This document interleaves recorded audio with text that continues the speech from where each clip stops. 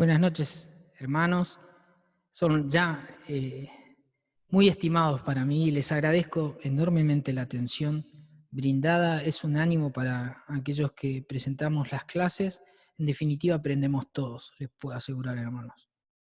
Y en esto me siento muy paralelos a ustedes. Así que gracias por el esfuerzo de quedarse en cada clase, de los apuntes que toman. Para nosotros es una alegría en el Señor el poder compartir estos momentos. Libros poéticos y sapienciales. Esta clase se la voy a dedicar a nuestro hermano Félix. Él me decía siempre: Matías, te pido un favor, hermano, habla más lento, por favor. Hermano, yo hago lo que puedo, le decía. Bueno, hace un poquito más, me decía él. Nuestro hermano ahora está más vivo que nunca. Él ha pasado a la presencia del Señor que él tanto amaba y que sigue amando. Hay que seguir orando por su familia, por su iglesia local, para que el Señor consuele, pero hay esperanza. Y esta es la esperanza que predicamos nosotros, los que aprendemos a través de los libros poéticos y sapienciales, que hay algo en la sabiduría de estos libros que nos conecta con Dios, con el temor de Dios. Este temor puede definirse como la conciencia que tenemos de su presencia, una presencia soberana, una presencia magnífica, una presencia justa, misericordiosa, llena de amor, pero en definitiva presencia de Dios.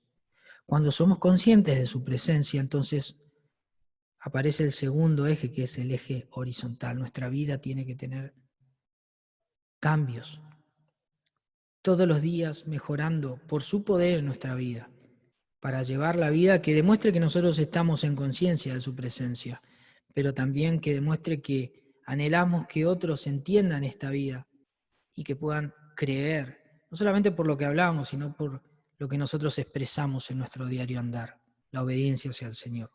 Ese es el deseo, hermanos, que la palabra de Dios transforme nuestra vida, cada uno en su desarrollo espiritual, no midiéndonos a ver quién más, quién menos, sino todo lo contrario, estimulándonos a las buenas obras los unos a los otros. El libro que ahora me evoca es el libro de Eclesiastés. Este libro ha sido el más importante en el estudio del Antiguo Testamento que he tenido. Para mí se ha vuelto el libro más significativo. No les voy a mentir, es el libro más valioso que encuentro en los libros poéticos y en todo el Antiguo Testamento. Y creo que compite con mi libro favorito, que es el libro de Romanos. ¿Por qué razón? Porque este libro, de alguna manera, nos va a plantear un enfoque existencialista de la vida. ¿Qué significa existencialista? Que va a plantear la experiencia humana tal cual es. No es que va a ser un planteo ateo, porque en definitiva nos va a hablar acerca del hombre natural buscando el significado y la satisfacción de la vida. Es cierto, pero aunque Dios esté dentro de los márgenes de este libro, Dios está como algo más dentro de la vida del hombre. Porque el concepto teísta siempre fue como aceptado en la sociedad hebrea, era innegable. Ahora, no siempre la sociedad hebrea tuvo realmente una conciencia temerosa de Dios. Vieron al margen muchas veces, quizás tras la vida religiosa y sus implicancias, pero no necesariamente con un corazón transformado. Muchas veces ellos eran circuncidados de los prepucios, pero no del corazón. Y eso se notaba en el diario andar, en la búsqueda de propósito que ellos manifestaban en su vida diaria. Habían muchas veces perdido la noción de lo que significaba lo sagrado realmente. Esto de que Dios no ama tanto los sacrificios, sino más bien un corazón obediente. Él prefiere un corazón circuncidado ante que un prepucio marcado. Entonces, el libro de Eclesiastés nos va a plantear un enfoque terreno de la vida. El autor lo va a hacer con palabras específicas para darnos a entender cómo es esto de vivir bajo una expectativa natural simplemente. No sé si ustedes se acuerdan, allí en 1 Corintios capítulo 15, el apóstol Pablo está hablando acerca de la resurrección. Nosotros sabemos que el apóstol aceptaba la resurrección como un hecho. Él había sido perseguidor de la iglesia, pero cuando Cristo se encuentra con él en camino a Damasco, él prosigue hacia la meta. Ya deja de ser un perseguidor por otro que persigue un premio. Persigue el valor de su llamamiento que es en Cristo Jesús. La resurrección para él fue un cambio rotundo, fue su doctrina fundamental. En hecho, siempre él predicaba el testimonio de su conversión y el de la resurrección. Cristo está vivo. Por lo tanto, allí en 1 Corintios 15, él acepta que Jesús está vivo. Él dice, Cristo ha resucitado, eso es el credo cristiano. Ahora, para fortalecer el argumento, él va a decir, bueno, imagínense si Cristo no haya resucitado, ¿qué pasaría? Entonces él va a plantear de que nuestros pecados no hubiesen sido perdonados, de que seríamos dignos de lástima, de conmiseración, que realmente estaríamos en una gran farsa y esto sería una mentira lo que estaríamos predicando, pero no es así. En el capítulo 15, verso 35, si mal no recuerdo, hace un llamado y dice, si no hubiese resurrección de muertos, comamos y bebamos que mañana moriremos.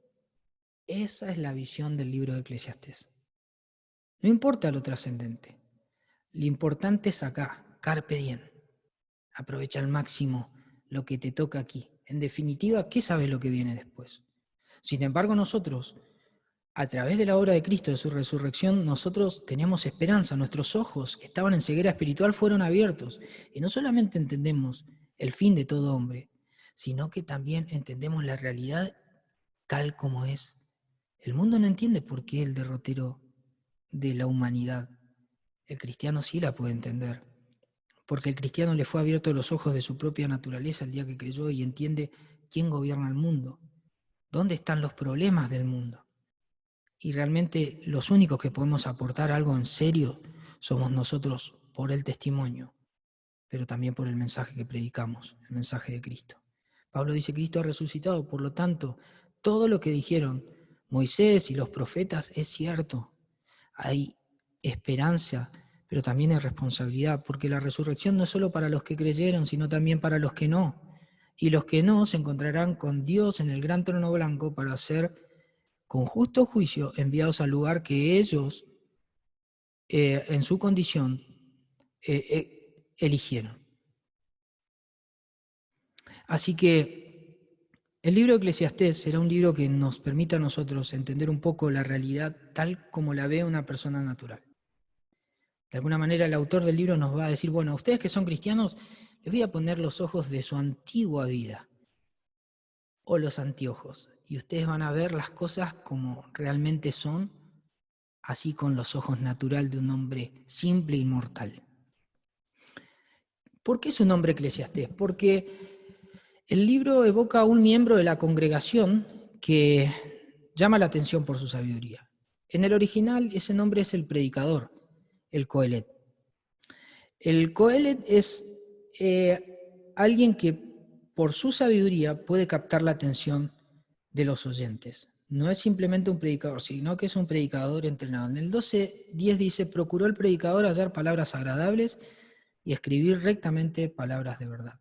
Esa es la intención del predicador, hacer entendible lo que bajo su introspección en cuanto a las experiencias que él pudo vivenciar, mostrar a través de máximas.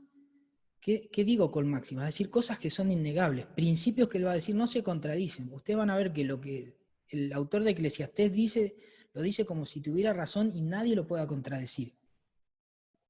En definitiva, muchas de las cosas que él nos va a enseñar son ciertas, pero no necesariamente tengan que ser abrazadas como principios cristianos. En cuanto al autor, bueno, la cosa está dividida. La tradición entiende de que su autor fue Salomón. El predicador Coelet afirma ser hijo de David. Y a favor de Salomón hay referencias cruzadas entre la vida de Salomón y el perfil del predicador, es decir, el perfil del Coelet. Como data dentro de los textos, nosotros tenemos que los títulos encajan con Salomón, hijo de David, rey en Jerusalén. Él dice en el 1:12, fui rey sobre Israel en Jerusalén. También vemos que la odisea moral de la vida de Salomón le permiten a él ser compatible con el autor de Eclesiastés, ya que éste dice, he visto, he conocido, he entendido, yo vi. Muchas de estas reflexiones que hace el autor del libro de Eclesiastés parece de alguien experimentado, no solamente en cuestiones de ciencia, sino también de haber gozado de muchas cosas que le han permitido deducir. Y Salomón es muy compatible con este tipo de cuestión. También se nos dice en el 12:9 que el predicador compuso muchos proverbios. Y esto también se nos enseña en cuanto a Salomón, que produjo 3.000 proverbios. Hay aspectos inferenciales que nos ayudan a perfilar a Salomón con el libro, por ejemplo, su sabiduría superior. En el 1:16 dice lo siguiente: el autor de Eclesiastés dice: hablé yo en mi corazón diciendo, de aquí yo me he engrandecido y he crecido en sabiduría sobre todos los que fueron antes de mí en Jerusalén. ¿Se acuerdan la referencia de Dios en cuanto a Salomón? No habrá otro como tú, ni antes ni después de ti en cuanto a sabiduría. Hay mucha compatibilidad. Parece que si pusieran dos huellas digitales serían la misma entre el autor del libro de Eclesiastés y Salomón. Salomón fue constructor, Salomón compuso proverbios, fue conocido por sus riquezas, cosas y miles que se mencionan en el libro de Eclesiastés. Si Salomón fuese su autor, que es muy probable porque toda la crítica tradicional lo coloca a él como su autor, entonces el libro fue escrito en el 935 a.C. Ahora, hay algunos eruditos que sostienen de que el mismo libro parece darnos o disuelve la idea de que esa huella dactilar del autor del libro de Eclesiastés sea la de Salomón. ¿Por qué razón? En el 1:12, el autor parece indicar que ya no era rey de Israel cuando escribió el libro, porque dice, fui rey sobre Israel, no dice soy rey. Y nosotros sabemos, por Primera Reyes 11, 42 y 43, que Salomón murió siendo rey. Es decir, él no se dedicó a escribir después de su reinado, porque ya había muerto. Hay algunas nociones que tampoco son compatibles con su reinado, porque aun cuando él se equivocó y tuvo problemas por su vida disoluta en muchos de los sentidos y hasta se volvió idólatra, por eso algunos consideran que Salomón fue un apóstata y otros no, pero eso es otra discusión, es una discusión de eruditos, pero no importa, nadie finalmente sabe en la realidad el derrotero trascendente de la vida de Salomón, pero no importa, pero hay algunas características que no implican a la experiencia de su reinado. Él nunca vio a los desválidos mientras trabajaban, no vio la opresión y la injusticia en su reino, ni vio el mal contra su reino, porque fue un reinado de paz el de él. De hecho, su reinado es tipo del reinado de justicia que Cristo va a tener en los 1000 años. Entonces, parece ser que la huella dactilar se va diluyendo en cuanto a aún data dentro del texto del autor del libro de Eclesiastés. Los últimos versículos, los últimos 6 versículos del 9 al 14, tiene una clase de escritura mucho más moderna que la que se conocía para los tiempos de Salomón. Entonces algunos dicen, probablemente este libro se escribió entre el siglo VI y el siglo III a.C., mucho después de la vida de Salomón, pero lo quisieron adornar bajo el título de la sabiduría de Salomón porque era hacerlo más sustentable bajo aquella sabiduría. Quizás alguno de los epilogistas, alguno de los recopiladores fue juntando de esta sabiduría, quizás encontrando parte en Salomón y parte en lo que ya se conocían los sabios de la antigüedad. Hay mucha discusión sobre esto, pero bueno, que les sea valioso y cada uno que decida. Si ustedes quieren quedarse con Salomón, más del 80% de la visión tradicional lo sostiene. Así que no estarían equivocados. Yo me quedo con un no sé. En cuanto al estilo, nosotros sabemos que este es un libro enigmático. ¿Por qué? Porque el punto de vista que nos va a desarrollar el autor de Eclesiastés es un punto de vista humano. Por lo tanto, va a contener errores. No es una filosofía cristiana, cristocéntrica. No es esto de el que quiera venir en pos de mí, tome su cruz, niéguese a sí mismo, tome su cruz cada día y sígame. No se va a ver esto acá. El autor de Eclesiastés va a decir como, la vida es corta, aprovechala al máximo. Si Dios te dio la capacidad de disfrutar, disfruta lo que tengas al máximo. Aprovecha tu vida como ser humano al máximo, porque en definitiva, el rey, como el más insignificante de los hombres, van al mismo lugar. Esto podría ser inteligente, es decir, aprovechar tu tiempo, pero no necesariamente es la filosofía o el propósito que nosotros tenemos como cristianos. Por ende, hay puntos de vista que vamos a encontrar acá que son enigmáticos en relación a muchos principios de la Biblia en cuanto a la vida. Por lo tanto, este es un libro inspirado. No hay contradicción en esto. En principio, todo lo que nosotros entendemos como que se expresa como libro inspirado y que se encuentra en la Biblia es porque Dios ha querido que ese libro se encuentre allí donde está. Porque Dios quería que ese punto de vista esté tal como Él quería que esté en la Biblia. Y Él ha permitido que el libro de Eclesiastés esté con un propósito. Aunque haya muchos puntos de vista y que estén equivocados, es un libro inspirado porque tiene un punto de vista específico que Dios quería que nosotros entendamos como tal. Nosotros sabemos que si el punto de vista es de Dios, siempre va a ser verdadero. Sin embargo, cuando el punto de vista es humano, puede ser un punto de vista verdadero, pero también puede ser un punto de vista equivocado. Entonces, el libro de Eclesiastés está para ser entendido como libro, en su expresión y en el valor que tiene como tal. Después podemos compararlos con el resto de los principios cristianos. Así yo se los explico cuando estudiaba este libro en la iglesia. Yo le decía, en la Biblia encontramos muchas experiencias pecaminosas y eso no significa que Dios esté estimulando a que vivamos de esa forma. Pero están esas experiencias para que nosotros a través de esos errores aprendamos también.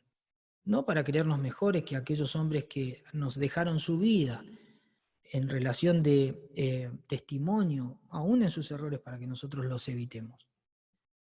Así que nosotros tendríamos que valorar muchísimo este libro, más allá de que haya puntos de vista que no son lo concerniente a la vida cristiana que Dios espera. ¿Hay escapatoria? Una de las palabras más importantes que se encuentra en este libro es vanidad. Luego de presentarse el autor del libro de Eclesiastés en el 1.1, él va a decir su máxima y la va a terminar en el 12.8. Si bien hay 6 versículos más después del 12.8, que es del 9 al 14, esos 6 versículos finales no parecen pertenecer al autor original del libro. ¿Por qué? Porque el libro se cierra como se abre.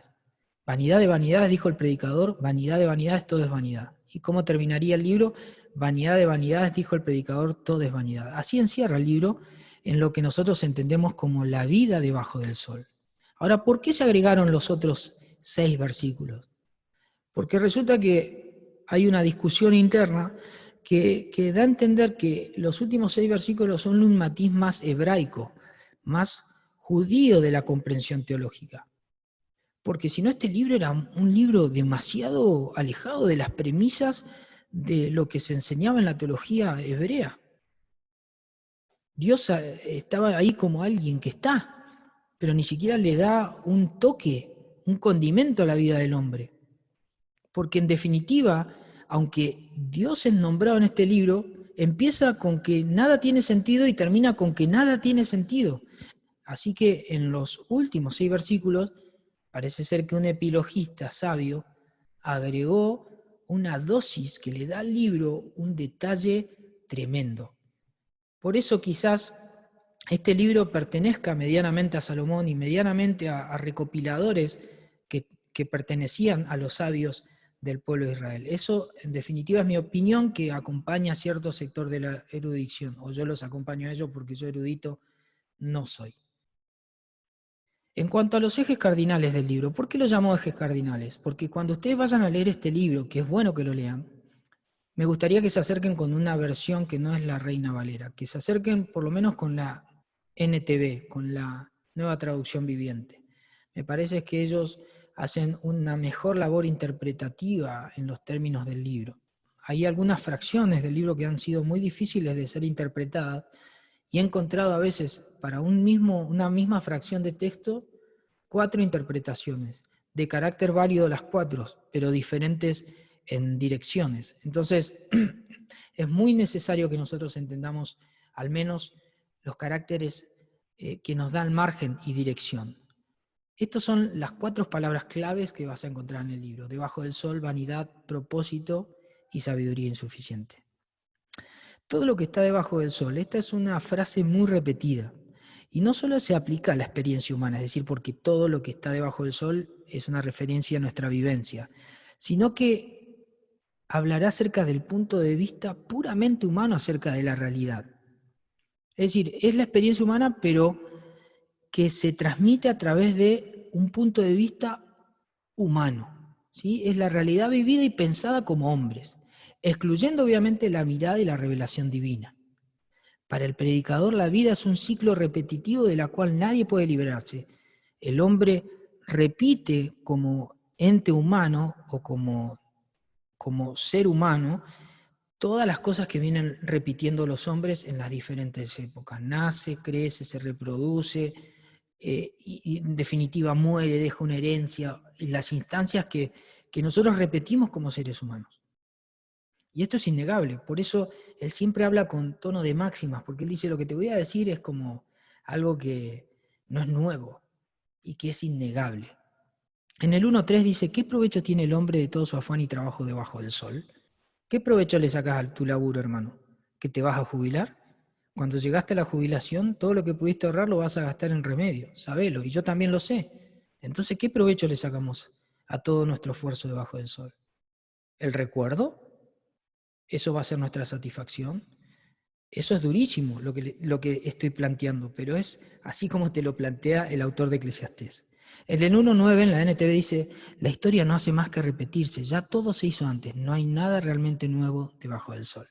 Este principio es fundamental porque habla entonces del punto de vista humano, toda la existencia humana vista desde nuestra realidad mortal. Vamos en definitiva hacia el mismo lado, así como el, el agua comienza allí en la nevisca de la montaña y comienza a precipitar por el río y desde el río llega al mar y así comienza el ciclo, así es la vida del hombre. La segunda palabra, y no menos importante, es el sinsentido de la vida, es la vanidad. La expresión en el original es Hebel. Es una palabra hebrea que deriva del concepto material del viento o soplo y da la idea de esforzarse por algo inútil y fútil.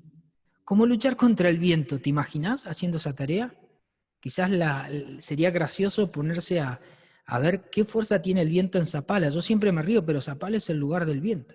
Es el lugar donde el libro de Eclesiastés tiene realmente sentido.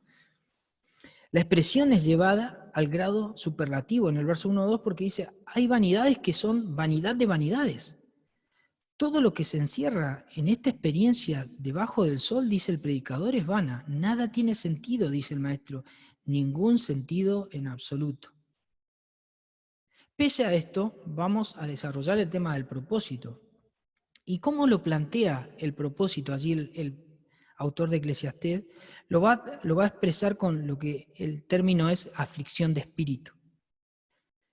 En otras palabras, alimentarnos con el viento y el polvo. Eso nos trae a nosotros esa aflicción que él ha sentido a causa de que encuentra de que todo es fútil, que todo es una lucha contra algo sin sentido. Vivimos en un derrotero, como en un círculo vicioso que da vueltas y da vueltas como el ciclo del agua, que se repite nombre y nombre y nadie puede salir de esto. Nada tiene sentido. No hay respuestas para poder encontrar propósito en la experiencia humana. ¿Y esto qué hace? Produce dolor. Hay un gran y cósmico agujero negro en la inteligencia, en el obrar, en la capacidad de disfrutar, en la habilidad humana como para traer alguna respuesta que nos diga, este es el propósito. El hombre por sí solo no lo puede encontrar. En Eclesiastés el 1.14 miré todas las obras que se hacen debajo del sol. Y he aquí, todo ello es vanidad y aflicción de espíritu. Fíjate, en el propósito que encuentra, aflicción. Nada. ¿Por qué? Porque hay un sinsentido. En el 1.17 dice, y dediqué mi corazón a conocer sabiduría y también a entender las locuras y los desvaríos. Conocí que aún esto era aflicción de espíritu. ¿Qué propósito encuentra el hombre aquí? Finalmente, aflicción. Y finalmente, el autor nos va a querer contar todo esto que encontró y va a decir, esto es sabiduría lo que te voy a dar. Pero esta es una sabiduría insuficiente porque en relación al propósito yo no te puedo dar un cambio de meta. Y esto parece un oxímoron porque requerimos de cierta sabiduría para comprender esta realidad de vanidad en la que estamos inmersos. Pero finalmente la sabiduría para comprender el mundo y nuestras realidades son insuficientes. Nuestros ojos para comprender lo que vemos, nuestra mente para tratar de explicarlo no va a alcanzar. El predicador sabe que estamos caídos y eso es parte de nuestra limitación. Y limitación para entender realmente por qué estamos acá. En definitiva, para dónde estamos corriendo. Eclesiastés 7:29 dice en la NTV, sin embargo, si encontré lo siguiente, Dios creó al ser humano para que sea virtuoso, Dios hizo al hombre recto, pero cada uno decidió seguir su propio camino descendente, es decir, seguir sus perversiones. Y aunque es verdad que la sabiduría nos permitirá saber que hay cosas mejores que otras, por ejemplo, lo más obvio, que es mejor la sabiduría que la necedad, que es mejor la buena fama que el buen perfume, que es mejor la casa de luto que las risas frívolas. Es todo cierto eso. Sin embargo, la sabiduría va a ser insuficiente. Esta sabiduría, que en definitiva está bajo la condición de estar caída, al hombre natural no le va a servir para encontrar su propósito. Entonces, estos van a ser los 4 ejes que te van a permitir a la hora de estudiar este libro entender bajo qué punto o paradigma estás encerrado en el momento en que te encontrás dentro de este libro. En cuanto al recorrido hacia el vacío existencial, esto de no encontrar propósito y en donde el autor se encuentra inmerso, vamos a encontrar un derrotero en el cual el autor va a tratar de ir llevándonos. En principio, él va a tratar de ir cubriendo las diferentes dimensiones que tiene la faceta humana y tratar de ir llenándolas como pueda. Y él lo primero que va a tratar de llenar es su mente a través de la filosofía. Fíjate, él va a hacer un esfuerzo para tratar de explicar nuestra realidad de vanidad. Y va a buscar a través de la filosofía el llenar su mente. Él dice que dedicó todo su esfuerzo en buscar sabiduría. Esto lo vimos en el 1.16. Supo que aquel esfuerzo produciría molestia, y no solamente eso, sino que aumentaría su pena, porque él dijo que luego de encontrar lo que encontró en la sabiduría, halló simplemente aflicción de espíritu. Así que buscando las alturas de la sabiduría, terminó profundo en un hoyo de insatisfacción. La sabiduría no logró llenar su mente. Así que como la mente no pudo ser llenada y el predicador no obtuvo respuestas a través de la sabiduría humana, él pasó a la segunda faceta, que es la faceta del hedonismo, del placer. Él trató de buscar a través de su experiencia de vida algo que le llene lo tangible, su cuerpo. La sabiduría es intangible porque entra por la mente, pero el hedonismo, el placer, empieza a tocarnos la piel, empieza a entrar por los sentidos, la vista, el olfato, el gusto, la audición, el tacto. ¿Cuánto de esto le dio al predicador alguna satisfacción? Miren lo que dice el capítulo 2.1. Me dije, vamos, probemos los placeres, busquemos las cosas buenas de la vida, pero descubrí que eso también carecía de sentido, era vanidad. En el 2.10 dice, tomaba para mí cuanto se me antojaba y no me privaba de ningún goce. Él buscó todo lo que se pudo dar en términos de placer. Ya que la mente no lo había podido hacer feliz, entonces buscó algo que le ingrese por los sentidos. Y a través de los sentidos, esta doctrina del hedonismo, que es la doctrina del placer, se convirtió aquello que encontró en algo aburrido. Finalmente el placer se convirtió en algo que por acostumbramiento lo terminó de cansar. Así que la dosis que al inicio le causaba cierta satisfacción, con el tiempo esa dosis fue fracasando, a tal punto que su vida se encontró en la apatía y el dolor y aún en pasiones que lo volvieron esclavo. Vamos, busquemos en los placeres, y encontró finalmente que esto carecía de sentido. Es claro, ¿quiénes pueden alcanzar el placer? Placer solo pueden alcanzarlo aquellos que tienen capacidad de riqueza y poder. Mientras más capacidad tenés para alcanzar aquello que deseás, más tenés que evidenciar que tenés ese poder de alcance. Y esto es el materialismo. Es decir, él vivió esclavos de la riqueza para poder lograr aquello que él estaba buscando. De alguna manera estaba esclavo de su ambición. Su ambición de búsqueda, de propósito, lo hacía materialista. En el capítulo 2 y el verso 8 dice: llegué a tener montones de oro y plata, y me quedé con las riquezas de otros reyes y de otras naciones. Parece el rey Salomón. Tuve a mis servicios hombres y mujeres que cantaban para mí, y gocé de todos los placeres humanos, pues tuve muchas mujeres, dice. En el 2:11 dice: pero al observar todo lo que había logrado con tanto esfuerzo, vi que nada tenía sentido.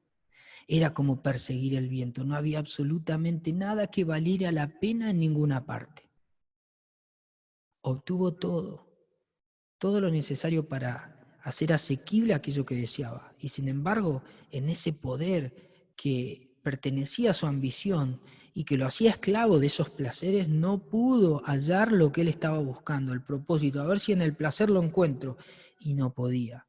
Su ambición interna no era llenada a través del poder ni las riquezas. Por eso vemos los estados como están, hombres esclavos del poder, siendo que lo han logrado, quizás siendo los mandatarios más importantes, y siguen esclavos del poder, no lo quieren dejar. Así que cuando él ya comenzó a ver que su estilo de vida era contraproducente y egoísta, dijo, bueno, a ver si cambio, y comenzó a mirar la ética y a decir, bueno, voy a tratar de llenar mi conciencia porque quiero dormir tranquilo. Entonces, de ser egoísta y materialista, voy a comenzar a comportarme de una forma altruista, de una persona que ame a los demás, por lo menos en términos de deber y servicio. Entonces en el 4:9 dice, es mejor ser dos que uno porque ambos pueden ayudarse mutuamente a lograr el éxito. Parece que ahora comienza a tratar de dormir bien, porque todo lo demás le generaba demasiada culpa. Finalmente el placer ya no lo sentía como tal.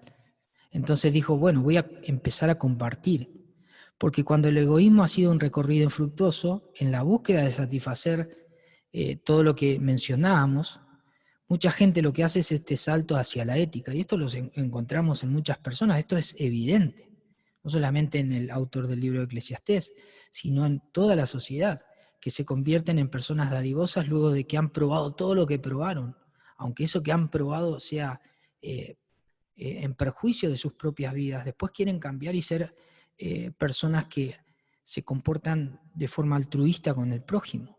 No está mal, pero en definitiva eso lo hacen por un sentido egoísta del propósito. No lo hacen porque buscan que el otro se sienta bien realmente, sino que lo que están buscando es que el otro, cuando se siente bien, les traiga sentido y propósito a sus vidas. Pero fíjense lo que dice en el capítulo 2, verso 18. Llegué a odiar todo el trabajo que hice en este mundo porque tengo que dejarles a otros lo que he ganado. ¿Y quién sabrá si mis sucesores serán sabios o necios? Sin embargo, ellos se van a apoderar de todo lo que yo he adquirido bajo el sol a través de mi destreza y esfuerzo. Qué absurdo, qué vano.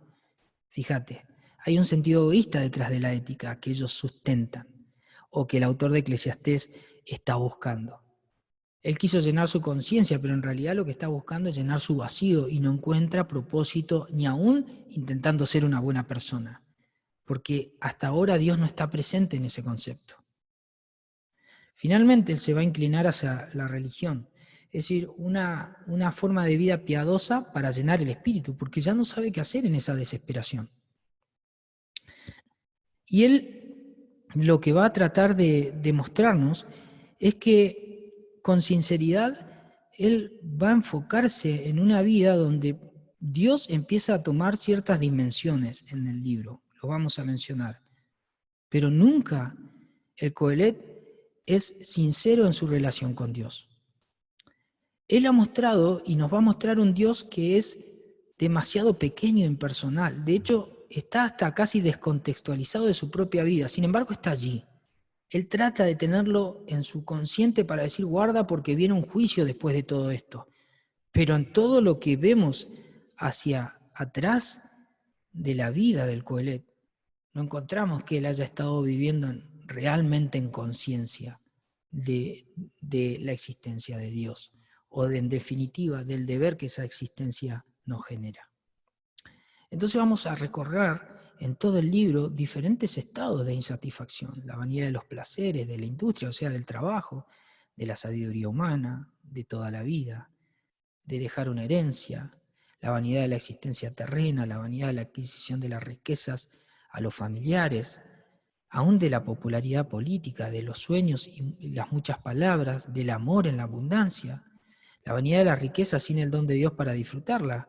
Es decir, va a tener aún conciencia de que Dios es el que da el don de disfrute, pero a veces Dios está fuera de la conciencia de ese don. La vanidad del deseo errante, la vanidad de la risa tonta, nos va a mencionar continuamente todo lo que implica la existencia del hombre en los mismos términos. El término del sinsentido, el término de lo que el hombre está buscando continuamente. Y nos podemos comprender de esto, de este universo que nos está planteando el predicador. Es duro. ¿Qué hay de Dios en el libro? Bueno, él nos va a presentar un Dios que es dador, un Dios que es creador, un Dios que es juez, un Dios que es un Dios de temor y un Dios cuya morada existe. Creo que cuando allí en el capítulo 11, verso 9, cuando él dice, alégrate joven en tu juventud, tome placer tu corazón en los días de tu adolescencia y anda en los caminos de tu corazón, en la vista de tus ojos, pero sabe que sobre todas estas cosas te juzgará Dios. Fíjate, te dice, ten en cuenta que Dios te va a juzgar, pero viví como quieras. Tenelo en cuenta, sí, pero en definitiva tomás vos las decisiones. Hay un principio de que Dios es juez, es cierto, pero es como impersonal. No hay un planteo como David que lo tiene a Dios como su Señor.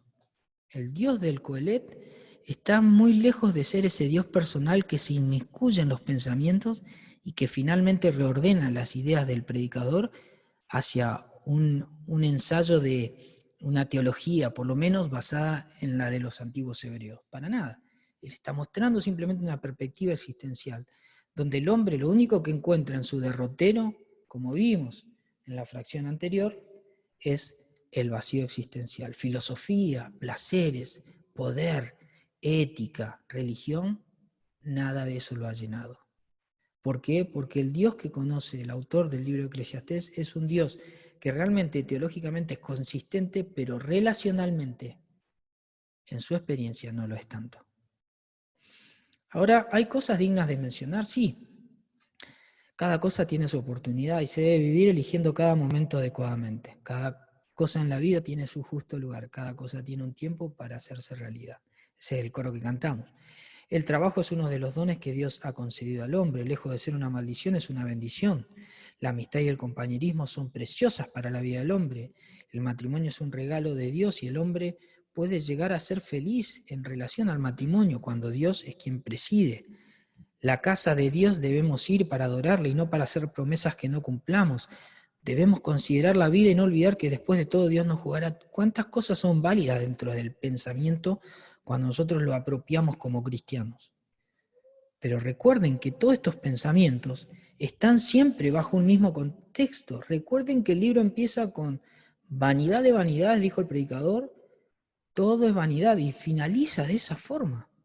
Así que aún las cosas positivas que el libro te está mencionando están dentro de un contexto de una vida sin sentido. Aunque vos digas, bueno, el matrimonio es bueno, para él, en definitiva, aunque sea bueno, aunque vos estés dentro de una vida con perspectiva del juicio que se viene, para el autor de Eclesiastés, la vida no tiene otra perspectiva que el sinsentido. No hay otra forma de explicar el propósito para el autor de este libro. La vanidad de la sabiduría humana, el sinsentido, él te va a plantear esto, el sinsentido del trabajo humano, el sinsentido del propósito humano. Allí en el 2.26, permitime que te lo lea, Dice, porque al hombre que le agrada, Dios le da sabiduría, ciencia y gozo, mas al pecador da el trabajo de recoger y amontonar para darlo al que agrada a Dios. También es esto vanidad y aflicción de espíritu. La vanidad de la rivalidad humana, la vanidad de la avaricia, de la fama, de la insaciabilidad humana, la codicia, la frivolidad y aún de los logros humanos. Todo está dentro de esto. Por lo tanto, mi pregunta es, ¿qué nos plantea el libro de Eclesiastés sobre propósito? Simplemente lo fútil. Nadie puede salir de esta esfera. Es un siloquio de esfera. No hay forma de entendernos fuera de ese ambiente. Es como cuando Pablo nos plantea que antes de Cristo nosotros estábamos encerrados en una forma de vida que era el pecado. El yugo que nos separaba de Dios era imposible de eliminarnos por nosotros mismos. Estábamos bajo una mentalidad, bajo una forma de vida y finalmente bajo una expectativa de condena. Nadie podía sacarnos de esa situación y gracias a Cristo, dicen en Efesios capítulo 2, en su gracia que hemos sido salvos. Sin embargo, estábamos así. Aunque tengamos un lindo matrimonio, aunque haya cierta conciencia de Dios, aunque el trabajo lo hagamos bien, aunque seamos honestos, aunque vayamos a la iglesia, todo estaba dentro del mismo contexto. Porque sin la esfera de la salvación que Dios provee al hombre, el hombre se encuentra bajo una vida de futilidad, bajo un sinsentido, bajo la vanidad, esto de dar golpes al viento, algo que nadie haría porque no tiene sentido. Ese es el derrotero de este libro y nadie puede salir de esto según el autor de Eclesiastés. Ahora quisiera plantearles lo que planteó Hegel. Hegel fue un filósofo del 1800 y estableció 3 formas en las que el espíritu humano busca la verdad. Y parece que el predicador nos ha llevado por esas 3 fases. Y esto fue un estudio personal y quisiera decirles que esto es algo original y si quieren usarlo me alegraría mucho. Hegel plantea la primera fase del conocimiento hacia la verdad llamada tesis. Es la afirmación para el desarrollo del conocimiento y la acción del estudio, obviamente. Cuando nosotros decimos que tenemos una tesis, tenemos algo que vamos a presentar, ¿sí? Es decir, una primera idea que nos va a permitir a nosotros desarrollar un conocimiento específico sobre esa idea y finalmente ir al criterio de si esa idea es cierta o no es cierta. La siguiente fase es lo que se llama la antítesis. Es decir, cuando yo ya tengo la idea y voy a plantear el conocimiento, en la medida que desarrollo ese conocimiento, voy a encontrar diferentes críticas a esa tesis, a esa idea original. Ese es el objetivo, para llegar a la última fase que es la síntesis, que a través de la crítica que ya tengo por la antítesis a la tesis que está en la primera instancia, finalmente supero la antítesis y logro llegar al conocimiento específico. Por ejemplo, yo te lo doy en el sentido de las vacunas. Las vacunas que se estudian tanto van pasando de fases. Fase 1, fase 2, fase 3 y la fase 4 que ya sería más segura en la aplicación a la población. Pero en las diferentes fases van encontrando críticas hacia el modelo original que hacen suspender esa vacuna o la hacen continuar. La primera etapa sería la tesis. Ya cuando empiezan a haber algunas cuestiones que son a temer por algunos síntomas que serían peligrosos para los humanos, entonces por ahí se frena, por ahí dicen, no, investigan un poco más y finalmente si llega a fase 4 ya tenemos la síntesis de la vacuna. Bien, ahí ya sería mucho más seguro, ya hay un conocimiento experimental mucho más marcado. Así serían las fases en términos vulgares, por así decirlo, para que lo entendamos todos. Ahora, ¿cuál es mi camino para comprender el libro? Bueno, yo utilicé el modelo de Hegel. Y la tesis del predicador es la siguiente. En la premisa 1 dice, todo trabajo está debajo del sol. Esto es innegable, porque todo hombre, ¿dónde vive? Bajo el sol. Lo segundo que nos va a plantear el predicador es, todo lo que está debajo del sol es vanidad. Por lo tanto, todo trabajo bajo el sol que va a ser es vanidad. Esa es la tesis del predicador. Esa es su primera noción. Ahora, cuando nosotros avanzamos en el libro, vamos a encontrar lo que comienza a suceder allí en el capítulo 12 verso 9 en adelante. Y quiero que me acompañen a leerlo.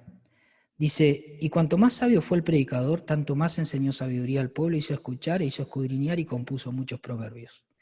Y procuró el predicador hallar palabras agradables y escribir rectamente palabras de verdad.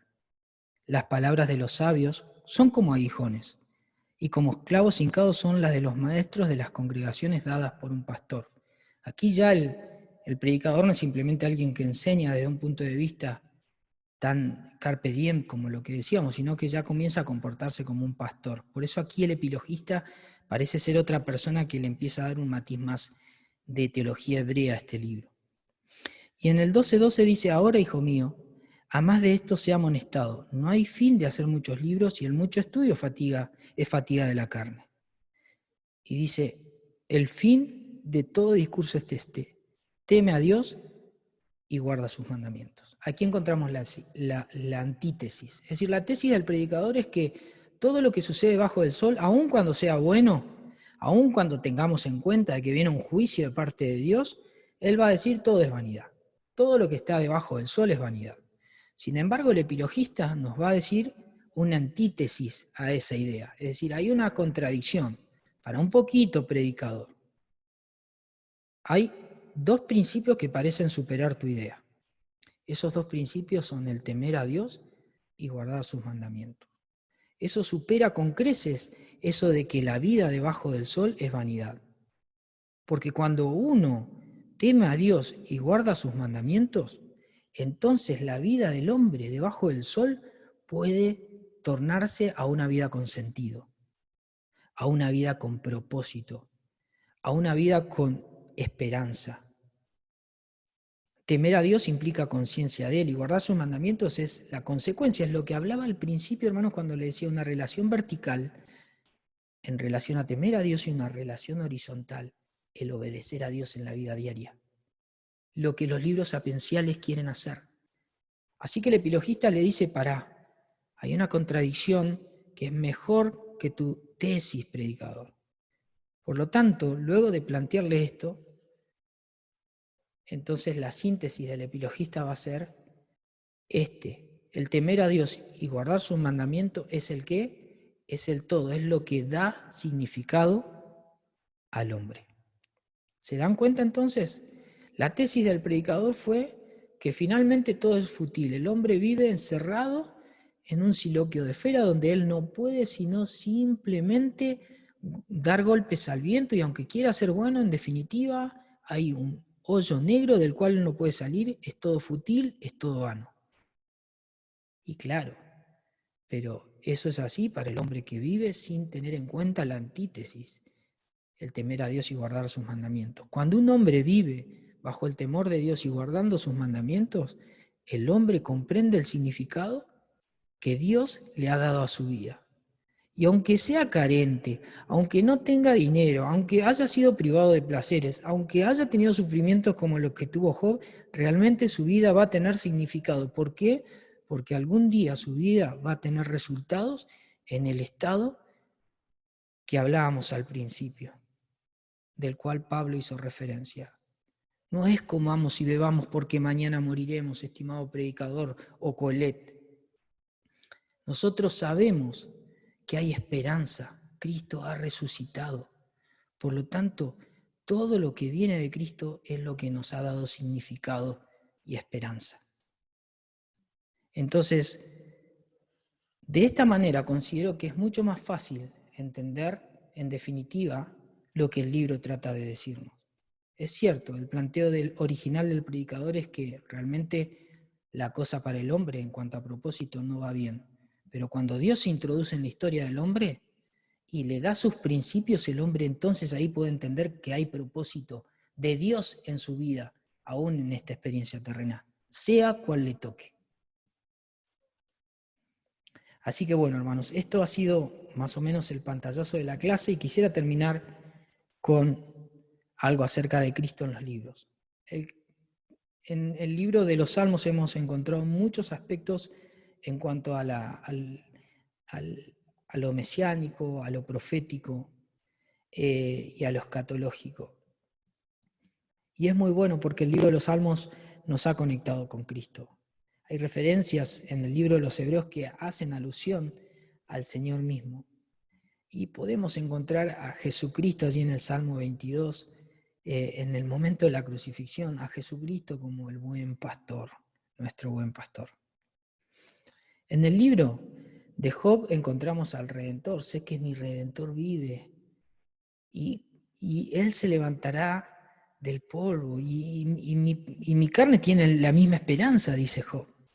Él es mediador y Él es quien explica la esperanza que hay en ese libro. En el libro de Proverbios encontramos la sabiduría de Dios, sobre todo en Proverbios capítulo 8, y nosotros sabemos que mayor que la sabiduría de Salomón ha sido la sabiduría de nuestro Señor y nuestro Señor mismo. Cristo en el libro de los Cantares, Cristo es el esposo, la iglesia es su esposo, y la relación que nosotros podemos tener de sujeción a Cristo como lo dice allí el autor a los Efesios. Y finalmente en el libro de Eclesiastés encontramos que en Cristo hay plenitud y satisfacción. Fuera de Cristo el hombre está perdido, pero perdido en todos los sentidos. Perdido porque no le encuentra sentido a la vida y perdido porque realmente después de esta vida el estado de perdición se perpetra de forma perpetua.